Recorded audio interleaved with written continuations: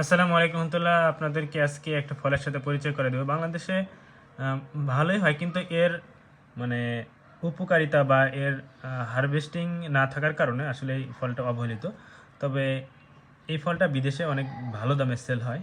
আমাদের বাংলাদেশে রেশম বোর্ড এটাকে ওইভাবে যত্ন না করার কারণে একটা অবহেলিত ফল। তো যাই হোক, আপনাদের সাথে কথা বলতেছিলাম তুত ফল বা মালবেরি। তো এটা অত্যন্ত উপকারী একটা ফল এবং অর্গানিক ফল বলতে পারেন। আলহামদুলিল্লাহ, বাংলাদেশে ন্যাচারালি এই জিনিসটা হয়ে থাকে আর কি। আমাদের বিশেষ করে উত্তরাঞ্চলে দিনাজপুরে আমাদের বিভিন্ন রাস্তার পাশে আগে এই তুত গাছগুলো লাগানো থাকতো। তো এখনও আছে আলহামদুলিল্লাহ।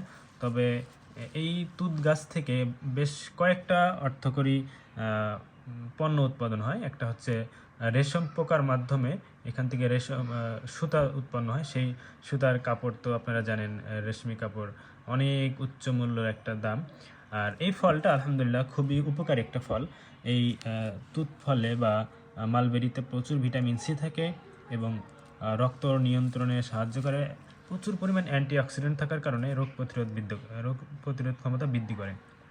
তো আমরা এই ফলটা আসলে বাংলাদেশ রেশম বোর্ড ওইভাবে নির্দেশনা না থাকার কারণে এটা আসলে ওইভাবে বাংলাদেশে তেমন উৎপাদন হয় না বা বিক্রি খুবই কম হয়।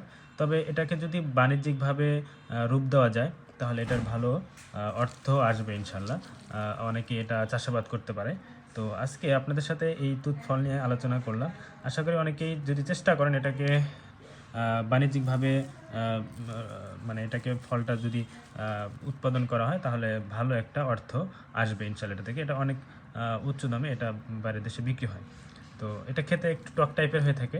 আমি খেয়েছি আলহামদুলিল্লাহ, খেতে ভালোই লাগে, খারাপ না।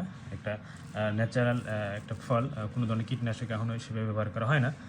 যাই হোক, আপনারা যদি কেউ খেয়ে থাকেন তাহলে জানাবেন কমেন্ট করে যে আপনারা এটা খেয়েছেন কিনা, এবং খুবই দারুণ উপকারী একটা ফল। আসসালামু আলাইকুম রহমতুল্লাহ। ভিডিওটি শেয়ার করে দেবেন।